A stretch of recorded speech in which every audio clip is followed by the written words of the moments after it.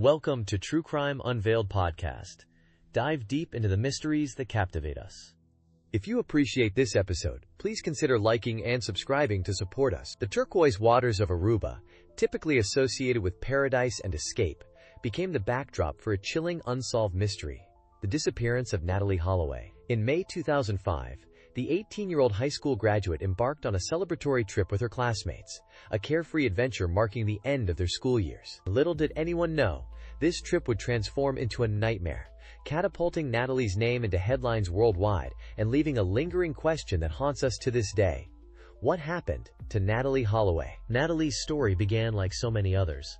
A promising young woman with her life ahead of her. She excelled academically, participated in school activities, and held aspirations for the future. Her trip to Aruba was intended as a final hurrah before embarking on the next chapter of her life, a chapter that tragically never began. This seemingly ordinary graduation trip quickly spiraled into a vortex of unanswered questions, conflicting accounts, and a relentless search for truth that continues even now. The last confirmed sighting of Natalee was in the early hours of May 30, 2005, leaving a Carlos and Charlie's bar with Joran Sloot and two brothers, Deepak and Satish. This seemingly insignificant detail became the crux of the investigation, the starting point of a tangled web of speculation, suspicion, and dead ends. The initial reports painted a picture of a carefree evening, but the hours that followed remained shrouded in mystery, the pieces of the puzzle refusing to fit together, forming an incomplete and unsettling picture. Initially, the focus was on finding a missing teenager, a relatively common occurrence. However, as days turned into weeks, and weeks into months, the investigation intensified. The lack of concrete evidence, coupled with the conflicting statements from the last people to see Natalee alive, transformed the search from a rescue mission to a potential criminal investigation. The beautiful island paradise became the setting for an increasingly grim search, the tropical landscape now imbued with an unsettling sense of dread and unanswered questions. Less than person 1 greater than. Before the vanishing act that gripped the world, Natalee Holloway lived a life familiar to many American teenagers. She resided in the comfortable, suburban enclave of Mountain Brook, Alabama, a place characterized by tree-lined streets, spacious homes, and a strong sense of community. Imagine a place where neighbors knew each other, front porches welcomed evening conversations, and the rhythm of life moved at a slower, more deliberate pace. Natalee, an honors student, was on the cusp of graduation, celebrating the culmination of years of hard work with a class trip to Aruba. She was known for her bright smile, infectious energy, and active involvement in school activities, particularly dance. The trip to Aruba was a highly anticipated event, a reward for academic achievement, and a chance to create lasting memories with friends before embarking on the next chapter of their lives. The island, famed for its pristine beaches and vibrant nightlife, promised an escape to paradise. No one could have foreseen the dark turn of events that would soon unfold, shattering the tranquility and leaving a community in disbelief. Aruba, in 2005, presented itself as a tranquil and safe vacation destination. The island boasted a low crime rate, especially against tourists, making it an appealing choice for families and student groups. The local economy thrived on tourism, with a focus on hospitality and ensuring visitors felt secure and welcomed. The image of Aruba was one of carefree relaxation, an idyllic escape from the pressures of everyday life. This image was drastically contrasted by the events surrounding Natalee's disappearance. The island, normally bathed in sunshine and known for its clear turquoise waters, became the backdrop of an international mystery, its tranquil image forever stained by the unanswered questions surrounding Natalee's fate. The contrast between the perceived safety of the island and the sudden disappearance of an American teenager created a jarring dissonance, capturing the attention of media outlets worldwide and leaving a chilling effect on the island's reputation. Natalee's life was filled with the typical pursuits of a teenager on the verge of adulthood: school dances, friendships, and the excitement of impending graduation. She was a popular student, known for her friendly demeanor and involvement in extracurricular activities. Photographs from that time depict a vibrant young woman with a promising future, surrounded by friends and family. These images now serve as poignant reminders of a life tragically cut short, leaving behind a void in the lives of those who knew and loved her. The contrast between these images of youthful exuberance and the grim reality of her disappearance is a stark reminder of the fragility of life and the suddenness with which tragedy can strike. The vibrant, smiling face captured in those photographs became a symbol of the search for answers, a symbol of a life full of potential that was tragically lost. Mountain Brook, Alabama, a close-knit community where Natalee grew up, was deeply shaken by her disappearance. This affluent suburb of Birmingham was known for its low crime rate and strong sense of community. The news of Natalee's vanishing sent shockwaves through the town, shattering the sense of security and leaving residents grappling with fear and disbelief. Candlelight vigils were held, prayers were offered, and the community rallied together to support the Holloway family. The disappearance transformed Mountain Brook from a quiet, affluent suburb into the epicenter of a global mystery, its name forever linked to the tragic story of a young woman who vanished without a trace. The search for Natalee became a shared mission, uniting the community in grief and determination. The last confirmed sighting of Natalee was leaving the Carlos and Charlie's bar with Joran Sloot and the Kalpoe brothers, Deepak and Satish. They were seen getting into a silver Honda, reportedly the one Joran had borrowed from his mother. This places Natalee with them around 1:15 a.m. on May 30, 2005. The initial reports filed by the Kalpoe brothers stated they dropped Natalee off at her hotel, the Holiday Inn, claiming she stumbled and fell near the entrance. They insisted they saw her get up and walk inside. This detail, seemingly insignificant at the time, later became a focal point of the investigation. Did anyone at the hotel see her? Security footage? Anything to corroborate their story? The answer, frustratingly, was no. The Holiday Inn, bustling with vacationers, presented its own set of challenges for the investigation. The sheer number of guests coming and going, combined with limited security camera coverage in those days, made tracking individuals difficult. While the Kalpoe brothers' statement suggested a seemingly ordinary conclusion to the evening, a slightly clumsy return to the hotel, it lacked any independent confirmation. No witnesses stepped forward to confirm seeing Natalee stumble or enter the hotel alone. This absence of corroboration began to cast a shadow over their narrative. The peaceful image of a young woman simply returning to her room after a night out began to fray around the edges. Something felt amiss. Natalee's friends, who had traveled with her for their graduation trip, reported her missing later that day when she failed to show up for their flight home. This seemingly simple fact, a missed flight, set off a chain of events that would transform a carefree vacation into an international nightmare. Imagine the rising panic among her friends as they searched the hotel, called her room, and finally contacted the local authorities. Their initial concern, perhaps that she had simply overslept or was enjoying a last-minute excursion, quickly turned into a chilling realization that something was terribly wrong. The ordinary had become extraordinary, and a subtle sense of dread began to permeate the idyllic island setting. The Aruban landscape, typically associated with tranquility and breathtaking beauty, became the backdrop for a frantic search. Imagine the stark contrast.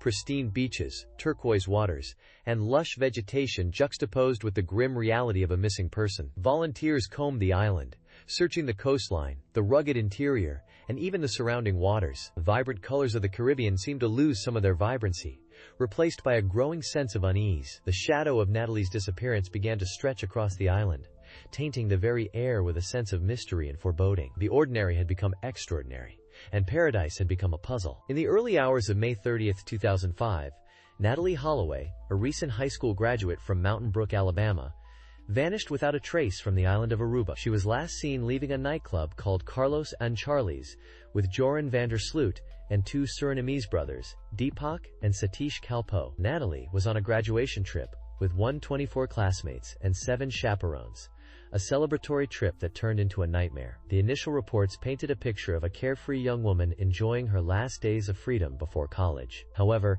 as hours turned into days and Natalee failed to show up for her flight home, a sense of dread began to permeate the festive atmosphere. The carefree vacation quickly transformed into a desperate search for a missing teenager, a search that would capture international attention and remain shrouded in mystery for years to come. The timeline of Natalee's last known hours is crucial.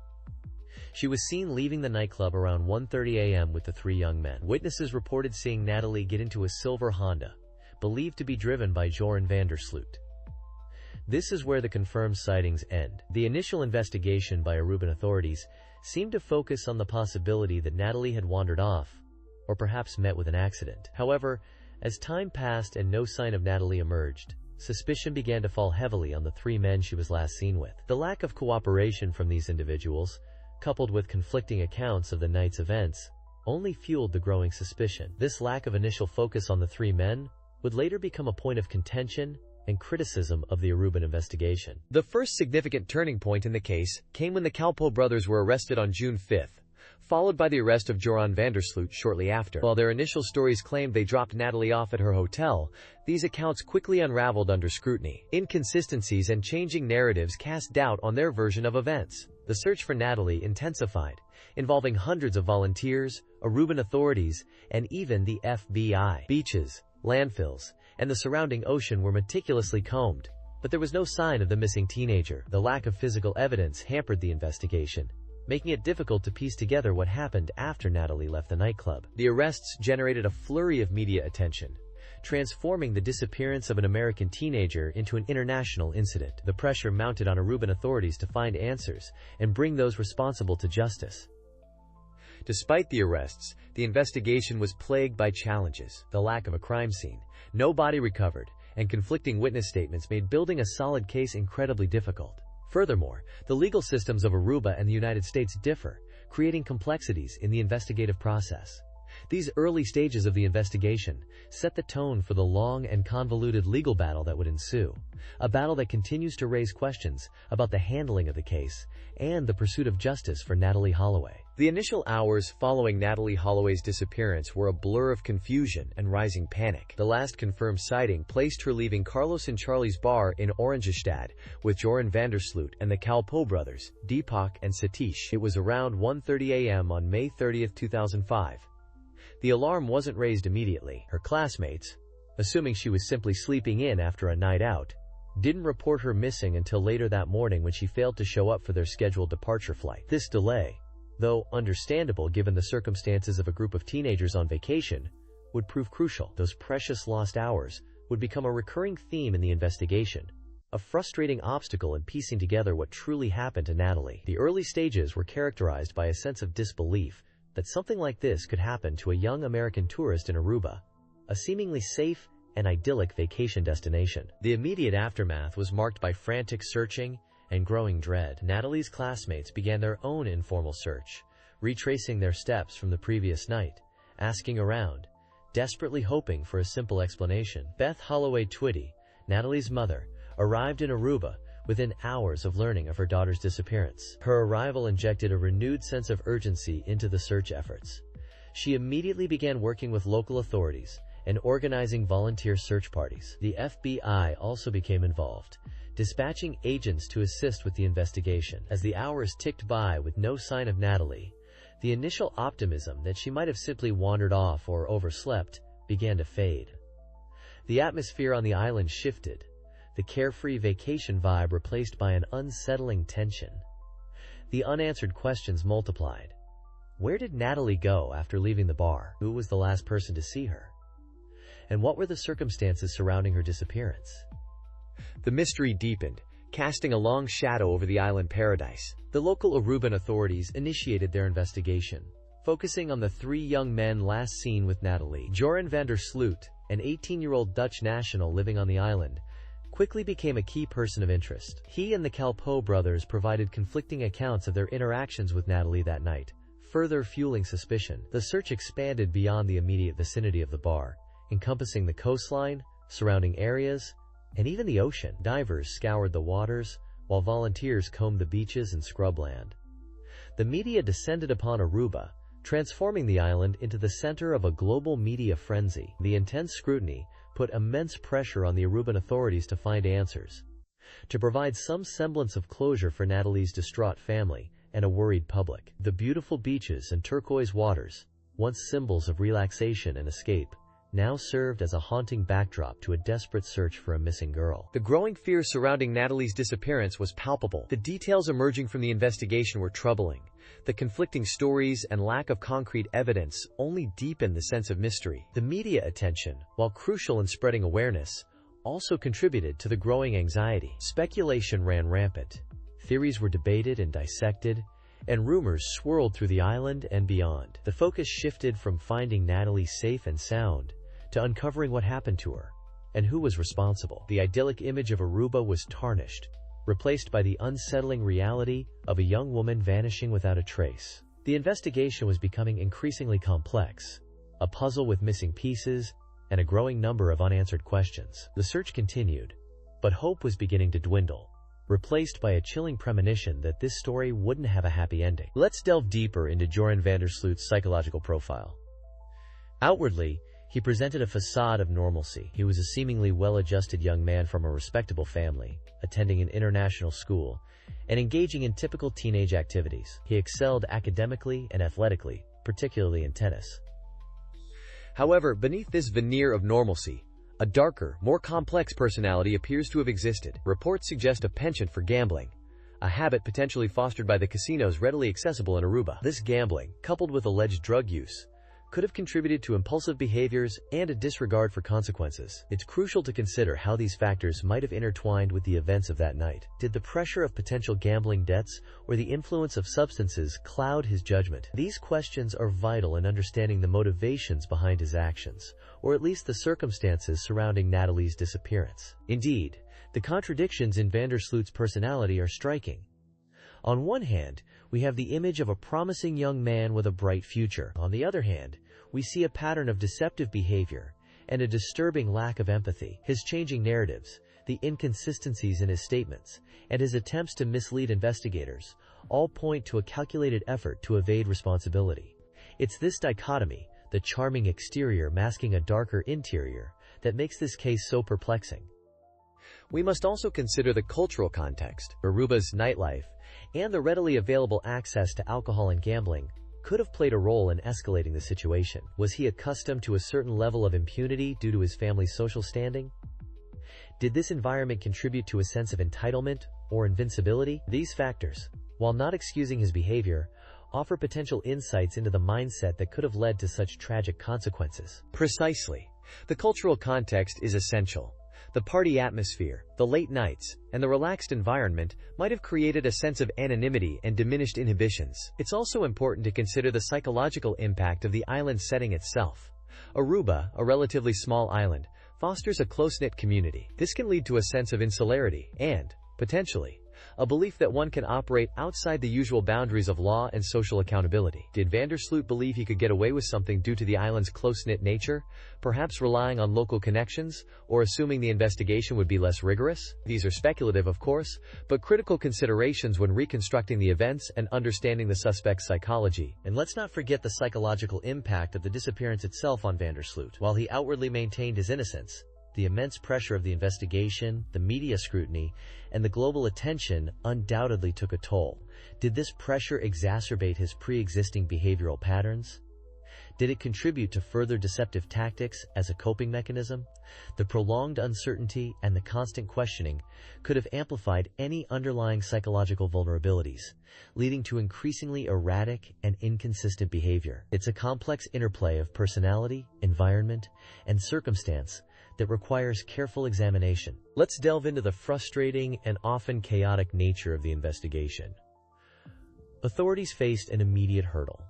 The crime scene was essentially non-existent. Natalee vanished without a trace from a tourist-heavy area, leaving investigators scrambling to piece together her last known movements. Initial searches focused on the beaches, the hotel area, and nearby waters, but yielded nothing conclusive. The lack of physical evidence hampered the investigation from the outset, forcing reliance on witness testimonies, which, as we know, can be unreliable and often contradictory. This early stage was marked by a sense of urgency, but also a degree of disorganization, as local Aruban authorities and the FBI struggled to coordinate their efforts effectively. This lack of cohesive strategy, particularly in those critical first few days, may have allowed crucial evidence to be overlooked or lost. Furthermore, the involvement of the Holloway family, while understandable, added another layer of complexity to an already delicate situation. The investigation was further complicated by a series of missed leads and red herrings. One prominent example is the focus on Joran van der Sloot, the last person seen with Natalee. While he became the prime suspect,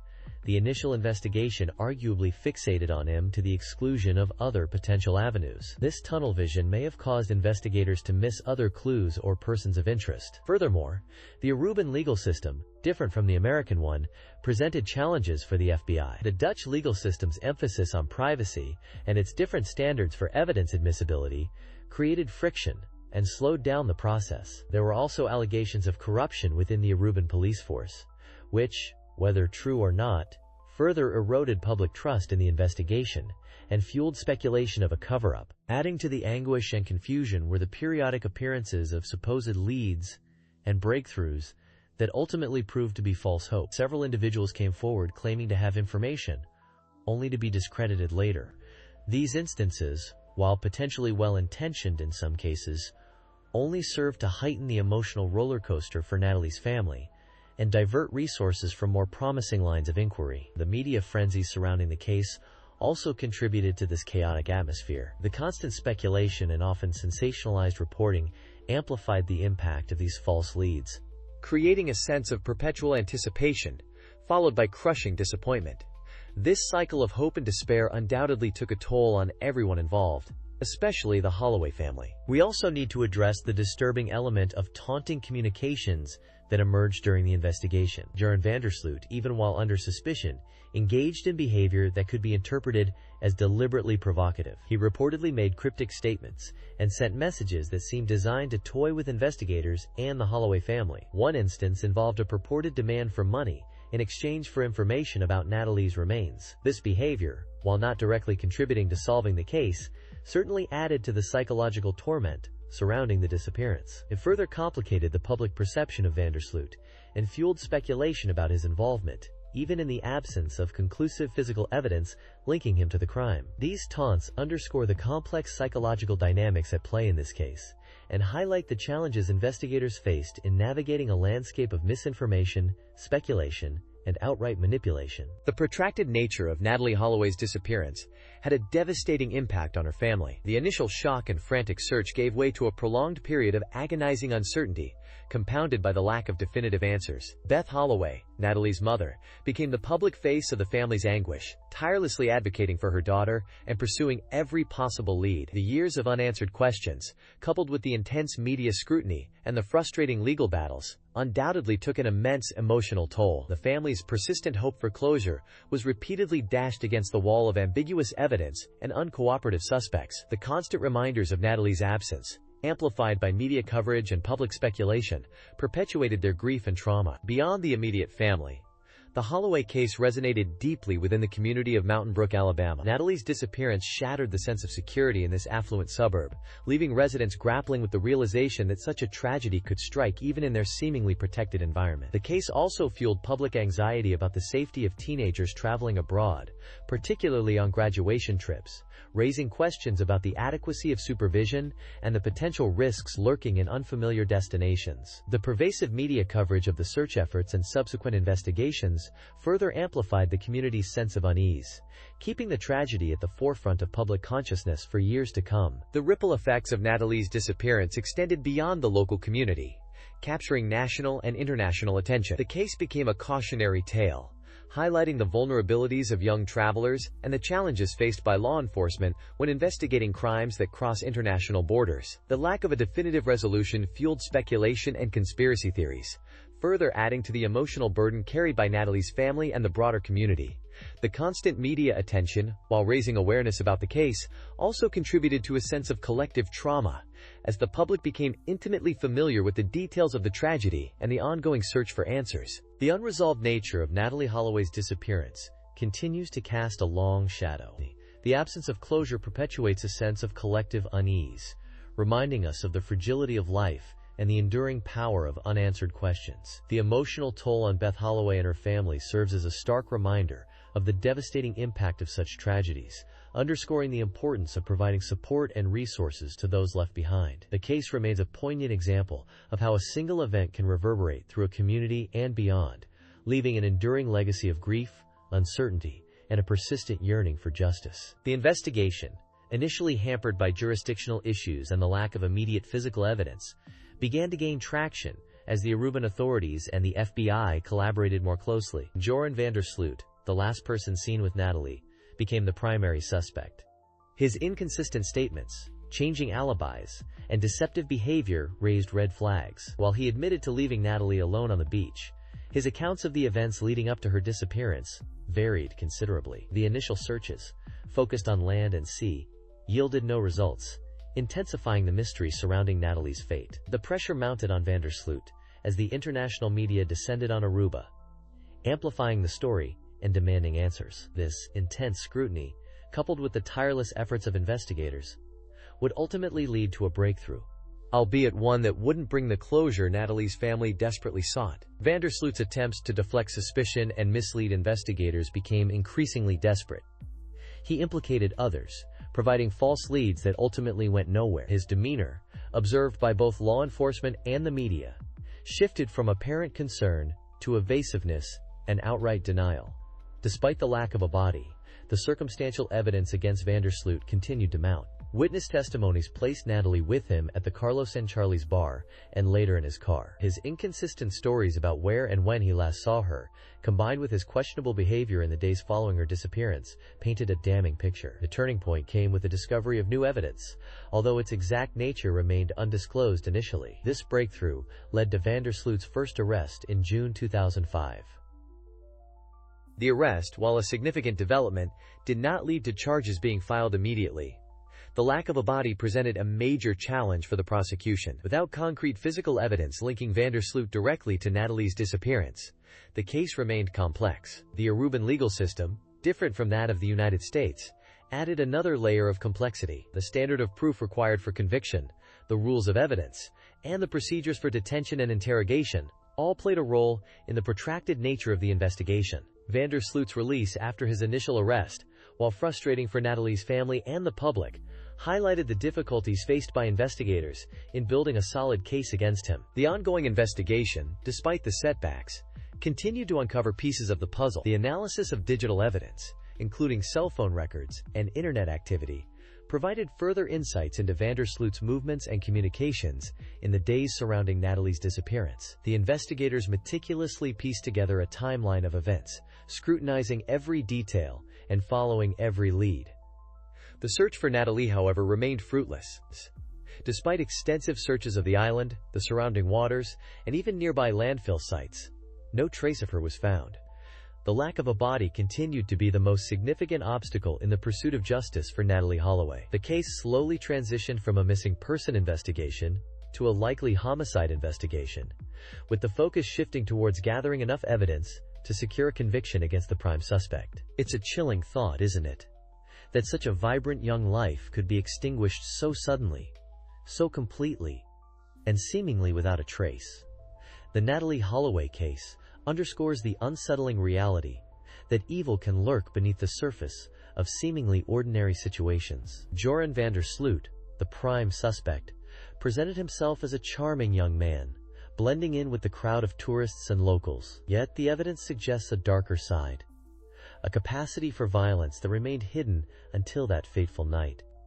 This case serves as a stark reminder that appearances can be deceiving, and that danger can sometimes be found in the most unexpected places. The fact that her body has never been recovered adds another layer of tragedy to this already heartbreaking story. It leaves the family without closure, forever searching for answers that may never come. Absolutely. The psychological impact of this kind of ambiguity is immense. Not knowing what truly happened to Natalee, not having a place to grieve properly, perpetuates the pain and suffering for her loved ones. And the fact that Sloot has never fully confessed or revealed the location of her remains adds to the cruelty of the situation. He's maintained a shifting narrative over the years, offering various explanations and then retracting them, further tormenting the Holloway family. This case highlights the limitations of our justice system. Even when substantial circumstantial evidence points towards a particular individual, it's a frustrating and deeply unsettling realization. We're left with so many unanswered questions. What truly transpired that night? Where are Natalee's remains? And how could someone seemingly so ordinary be capable of such a horrific act? It forces us to confront the unsettling possibility that there are individuals among us, perhaps even people we know, who harbor dark secrets and are capable of unimaginable acts. The Natalee Holloway case serves as a cautionary tale, reminding us to be vigilant and aware of our surroundings, but also acknowledging that sometimes tragedy strikes despite our best efforts. It's a difficult truth to accept. The idyllic vacation backdrop of Aruba, the carefree atmosphere of graduation celebrations, all shattered by a single, devastating event. The contrast between the perceived paradise and the horrific reality is jarring and leaves a lingering sense of unease. It makes you wonder, what other darkness lies hidden just beneath the surface of our everyday lives? Precisely. The case remains a stark reminder of the fragility of life and the unpredictable nature of human behavior. It's a story that continues to haunt us, not just because of the unanswered questions, but because it forces us to confront the uncomfortable reality of evil hidden in plain sight. It challenges our assumptions about safety and trust, leaving us with a lingering sense of vulnerability and a profound sense of sadness for Natalee and her family. The search for justice continues, and perhaps one day, the truth will finally be revealed. But until then, the mystery surrounding Natalee Holloway's disappearance serves as a chilling reminder of the darkness that can exist in the world, even in the most beautiful of places. Thank you for walking with us through the shadows. The story doesn't end here. It lingers, echoing through time, reminding us that the darkest truths often hide in plain sight. Until next time, stay curious and stay vigilant. Goodbye.